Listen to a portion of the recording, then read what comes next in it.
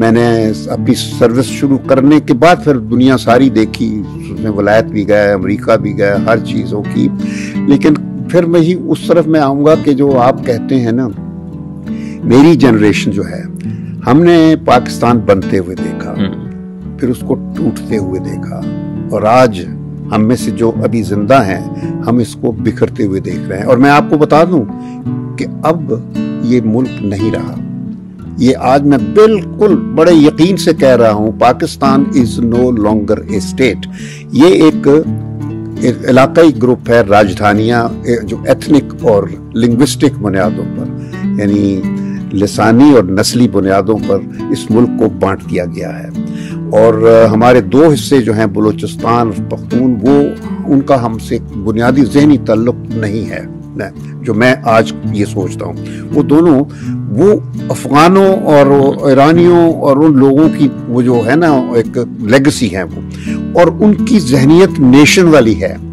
یہ جو دو صوبے ہیں سندھ اور پنجاب، یہ کبھی نیشن نہیں رہے، دونوں غلام رہے ہیں، کبھی افغانوں کے، کبھی سکھوں کے، کبھی انگریزوں کے، کبھی ہندوؤں کے.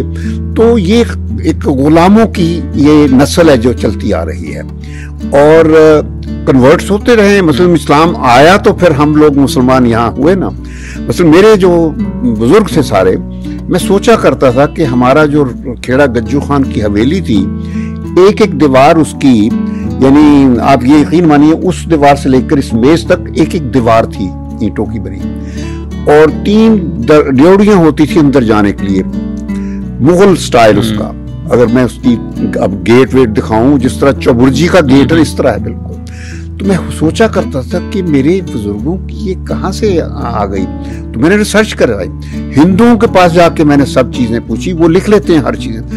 تو مجھے یہ پھر پتا چلا کہ میرے بزرگ ہوتے تھے، کنورٹس ہوئے، ہندوؤں سے مسلمان ہوئے، جب افغان وہاں سیٹل ہوئے آ رہے تھے اور وہ آکوپائی کرتے تھے، وہ لڑائی لڑ رہے تھے مرہٹوں کے خلاف اور سکھوں کے خلاف. تو یہ لشکروں کے سردار بن جاتے تھے جو کنورٹس ہوتے تھے نا، پھر یہ ان کے خلاف، سکھوں کے خلاف، مرہٹوں کے خلاف لڑائیاں لڑی انہوں نے. تو ان کو جو جائیدادیں آکوپائی کرتے تھے، فتح لیتے تھے، تو احمد شاہ ابدالی وہ ان کو دے کے چلا جاتا تھا. مال غنیمت وہ چھوڑ کے، وہ کبھی بادشاہ نہیں یہاں بنا، وہ افغانستان کا بادشاہ رہا. یہ وہ ایک بڑا زبردست کامیاب بادشاہ تھا. اصل افغانستان سلطنت افغانستان کی اس نے بنیاد رکھی تھی، اور وہ سلطنت ابھی تک ہے کہ آج تک افغانستان کو دنیا کی کسی طاقت نے کولونائز نہیں کیا. ہندوستان تو کولونائز ہی رہا نا جی. تو وہ جو ہے نا افغانستان، اس نے برٹش امپائر نے، اس سے پہلے سوویٹ امپائر آئی بعد میں، پھر اس سے پہلے برٹش امپائر تھی، اور پھر امریکہ کی امپائر نے آ کے کیا. تینوں امپائرز کو افغانوں نے جوتے مار کے ہمیشہ شکست دی ہے. یعنی اب امریکہ کو 20 سال لڑا اور آزادی لے لی. اس سے پہلے سوویٹس کو نکالا افغانستان سے، وہ آئے 10-11 سال، اور اس سے پہلے انگریزوں کو مار مار کے ایسا کیا تھا. انگریزوں نے پنجاب سے بھرتی کرتے تھے پنجابیوں کو، اپنے سپاہی. کبھی وہ جرمنی میں لڑاتے تھے، چائنا میں لڑاتے تھے. ہمارے بھی نانا جب ہوتے تھے اسٹیٹ میں تو وہ پھر انگریز استعمال کرتے تھے. تو پنجاب سے تو وہ استعمال ہی لوگ اپنی فوج کے لیے کرتے تھے. تو پنجاب میں کبھی کوئی پولیٹیکل پروسیس نہیں انگریزوں نے کیا، جو کہ ہندوستان کے تمام علاقوں میں ہوا، مگر پنجاب اور سندھ میں کبھی نہیں ہوا، کیونکہ یہ غلام تھے یہاں، وہ جو ان کے گھوڑے دیکھتے تھے، فوجی ضروریات پوری کرتے تھے، اور جو 2 آنا دیتے تھے، اور وہ گھوڑا رئیس، وہ کیا سائس ہوتے تھے نا گھوڑا، ان کا نام ٹوانا ایسی تو بنا تھا، 2 آنا سے. تو کوئی دولتانہ بن گیا، کوئی گردیزی بن گیا، پتہ نہیں کیا کیا چیزیں، بس وہ جائیدادیں لے لی. اور غلامی کا ایسا اثر ہوا کہ کبھی بھی ان کو آزادی کا پتہ نہیں ہے. یعنی ہم جو پنجابی ایک نسل ہے، تو ان کو قومیت کا کبھی ادراک نہیں. بڑی سخت بات ہے لیکن بڑی ریئلسٹک. میں آپ کو حقیقت بتا رہا ہوں. اگلے روز کسی سے میری بات ہو رہی تھی، وہ کہتے جی نہیں پنجابی بڑے پرامن لوگ ہیں. میں نے کہا پرامن ہے تو فوجوں سے جا کے 20,000 پنجابیوں کو مارا افغانوں نے جب انہوں نے افغانستان پہ حملہ کیا تھا. انگریز پھر بھاگے ان پنجاب مروا کے، تو ادھر آ گئے بھاگ کے. تو اسی طرح انہی پنجابیوں کو انگریز لے جا کے 1857 میں جب جنگ آزادی ہو رہی تھی، مسلمانوں کو قتل کرنے میں یہ پنجابیوں کا ہاتھ تھا. یہ سارے یہاں کے لاہوریے یہ جاتے تھے مارنے وہاں انگریزوں کے فوجیوں کے طور پر. یہ ہسٹری ہے. یہ ہسٹری جو ہے نا اس سے آپ کو اندازہ ہوگا کہ پنجابی اور سندھی جو ہیں یہ کبھی قوم بن ہی نہیں سکتے. میں اب 75 سال میں نے دیکھ لیا اس پاکستان کی تلاش میں کرتا رہا جس کا خواب علامہ اقبال نے جس تصور کے ساتھ ایک بر صغیر کے مسلمانوں کے لیے ایک آزاد خود مختار اور خوددار قومیت کا شعور پیدا کیا تھا، اور جس کے تصور کے ساتھ قائد اعظم نے بر صغیر کے مسلمانوں کے لیے ایک آزاد خود مختار اور ایک جمہوری مملکت کے خواب کو حقیقت میں بدلا تھا، وہ نہیں ہے. میں کہتا ہوں جمہوریت تو یہاں نام و نشان میں اس ملک میں رہا. میں نے پوری زندگی میں بہت جمہوریت پسند ہوتا تھا، اور جب ایوب کے خلاف ہم سٹرگل کرتے تھے تو ہم پر ڈنڈے پڑتے تھے، پولیس بھی آتی تھی، لیکن ہم نے کبھی چھوڑا نہیں. پر جب ہم پاکستان کی خدمت کے لیے جب ہمیں ذمہ داریاں پڑ گئیں تو ہم نے پھر پاکستان کو آزاد رکھنے کی کوشش کی. میری زندگی ساری کی ساری پاکستان کو آزاد رکھنے کے لیے رہی ہے.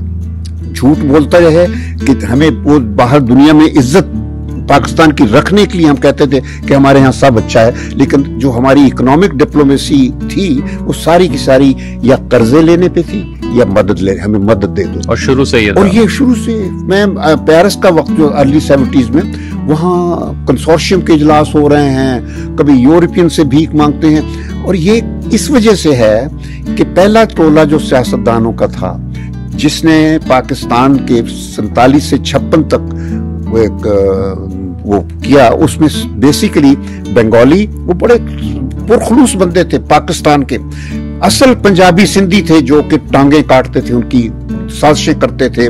انہوں نے نہ قانون آئین بننے دیا پنجابی سندھیوں نے، اور نہ کوئی قانون بنا، یعنی کوئی نیشن ہوڈ کی طرف نہیں گیا. تو 56 میں پہلا آئین بنا، تو وہ بھی چونکہ اس 9 سالوں میں بہت سا انڈیا تو ایک ریاست ہو گیا تھا، لیکن ایک چیز کریڈٹ میں دوں گا کہ اگر فوج نہ ہوتی تو یہ پاکستان اب تو کب سے چلا گیا ہوتا. وہ تو ہندوستان نے پہلے کہہ دیا تھا پنڈت نہرو نے کہ یہ جو نئی ریاست کی بات کرتی ہے یہ کبھی بھی نہیں سروائیو کرے گی، یہ جلدی پاکستان انڈیا کا حصہ بن جائے گا. اور یہ نہرو نے پیشین گوئی کر دی تھی کہ یہ سوائے ایک کلچرلی اٹونمس اینٹیٹی کے اور کچھ نہیں ہوگا. اب آپ کو میں یہ کہتا ہوں کہ میں اب 75 سال بعد اپنے سارا کچھ دیکھنے کے بعد، اس یہاں زندگی گزارنے کے بعد، اب میں بس اب تو خدا حافظ کہہ رہا ہوں نا، تو میں یہ کہتا ہوں کہ مجھے اس ملک میں وہ جو قائد اعظم نے باتیں سوچی تھی وہ کہیں نہیں. جمہوریت چھوڑ دیجئے، کوئی ہے ہی نہیں ہے کوئی قومیت کا جذبہ. اور جب میں پاکستان کے منتخب ایوانوں میں ان لوگوں کی تقریریں سنا کرتا تھا مجھے شرم آیا کرتی تھی. پاکستان کو گالیاں دیتے تھے یہ مولوی اتنی لمبی لمبی داڑیوں والے جو پارلیمنٹ میں بیٹھ کے، جو آج بھی لیڈر بنے ہوئے، جن کے باپ بھی لیڈر ہوتے تھے، جو بھٹو کے ساتھی ہوتے تھے. یہ وہ لوگ ہیں جنہوں نے پاکستان بننے کے خلاف تھے، پاکستان بننا نہیں چاہتے تھے، وہ آج ہمارے ملک کی ملکیت بنے ہوئے ہیں. تو یہ ملک کے ساتھ جو کچھ ہو گیا ہے نا، تو میں یہ کہا کرتا ہوں کہ قائد اعظم بیچارہ تو چلا گیا، ملک یتیم ہو گیا، لیکن جو یہاں اس کے سکسیسر تو کوئی نہیں. یہ تو ساری دنیا نے کہہ دیا تھا کہ قائد اعظم از ارریپلیسیبل، کوئی بھی قائد اعظم کا ثانی نہیں آئے گا. مگر 75 سالوں بعد میں آپ کو ایک چیز کہنا چاہتا ہوں، اور میں آپ کے ذریعے سے آپ کے سارے ویورز اور پوری قوم کو، کہ مجھے پہلی دفعہ ایک سوچ نظر آئی تھی، ایک فینومینن. عمران خان کو میں کبھی فرد نہیں سمجھتا، کبھی میں نہ کبھی ملا اس کو، میں آپ کو بتا دوں. لیکن میں پہلے دن سے جب میں نے اس کی باتیں سننی شروع کی تو میں نے کہا یہ تو، کیونکہ مشرف کے دنوں میں I used to be part of the Musharraf کے خلاف جو موومنٹ تھی اس کا حصہ تھا. تو جب میں یہاں الحمرا میں تقریریں کرتا تھا تو وہ لوگ مجھ سے پوچھا کرتے تھے کہ شمشاد صاحب اب جو باتیں کرتے ہیں یہ کون تبدیلی لائے گا. میں وہی ملک کی جو عظمت کی باتیں تھیں میں وہ کہا کرتا تھا. تو میں پھر ایک دفعہ کہا کہ تم بہت سیریس ہو. بہت ایک عورت بولی کہ جی نہیں ہمیں بتائیں جلدی, بہت پریشان ہو گئی. تو میں نے کہا اگر تم جلدی ہو تو پھر تو اٹھو یہاں سے, جو بھی تمہیں بجلی کا بٹن نظر آتا ہے تم دبا دو, مگر یہ ایسی بات نہیں ہے. تو کہتی پھر کون آئے گا؟ میں نے کہا کوئی پاگل آدمی آئے گا. یہ 2007 کی بات کر رہا ہوں, 2007 کی. میں نے کہا کوئی پاگل آدمی آئے گا, مجھے نہیں پتا کون, کیونکہ جس قسم کی باتیں ہمیں چاہیے وہ صرف ایک بندہ جو اڑیل ہو نا وہ کرے گا. تو جب عمران خان آیا, جب میں نے اس کو دیکھا مطلب ٹی وی پہ, اور جب اس کے بارے میں جانا, تو میں نے کہا یہی تو وہ پاگل آدمی ہے. پھر 2018 میں کہیں ایک کشمیر پر کانفرنس ہو رہی تھی, اور اس میں ہیڈ چیف گیسٹ تھے آپ کے پریزیڈنٹ جو ہیں اس وقت, وہ پی ٹی آئی کے عارف الوی صاحب تھے پریزیڈنٹ, تو وہ آئے ہوئے تھے. تو خیر میں نے جب وہ اپنی تقریر میں کشمیر کے علاوہ میں نے پاکستان کے بارے میں بات کی, کہ میں نے کہا کہ مجھے اس وجہ سے یہ کمرہ, اسی کمرے میں نے یہ کہا تھا کہ کوئی پاگل آدمی آئے گا, الحمرہ کا اسی طرح بھرا ہوا تھا, اس وقت بھی بھرا ہوا تھا اور ابھی بھی بھرا ہوا تھا.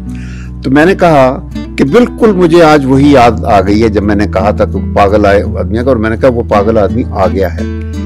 اور پہلے ہی دن سے میں نے فرق دیکھنا شروع کیا تھا کہ مجھے سڑک پر لوگ ہیلمٹ پہنتے ہوئے پہلی دفعہ نظر آئے تھے, ورنہ یہاں کبھی بھی نہیں تھا. میں نے کہا یہ ہوتا ہے, پاگل آدمی وہ آ گیا, اس کی ذرا سی جو چیز ہے نا وہ سرایت کر جاتی ہے لوگوں میں. تو میں نے کہا میں کسی دفتر میں جاتا ہوں, لوگ وقت پہ دفتروں میں آنا شروع ہو گئے تھے, لیکن میں نے صاف کہا کہ یہاں کا جو ماحول ہے, یہ قوم, میں نے وہی پنجابیوں, اور میں نے کہا یہ قوم دراصل انہوں نے وہ پذیرائی نہیں دکھائی جو کہ ہونی چاہیے تھی سوچ کو. اور مجھے نہیں لگتا کہ یہ جو عمران خان ہے اس کو یہ ایکسپٹ کریں گے, اس کو he will have to find another nation, یہ نیشن اس کو ڈیزرو نہیں کرتی. یہ میں نے کہا, پریزیڈنٹ کی موجودگی میں نے کہا تھا, کیونکہ میں نے دیکھ لیا عوام کا جو ہے. میں بتا دوں میں بہت حساس ہوں اس بارے میں. میں نے اپنی سروس شروع کرنے کے بعد پھر دنیا ساری دیکھی, اس میں ولایت بھی گئے.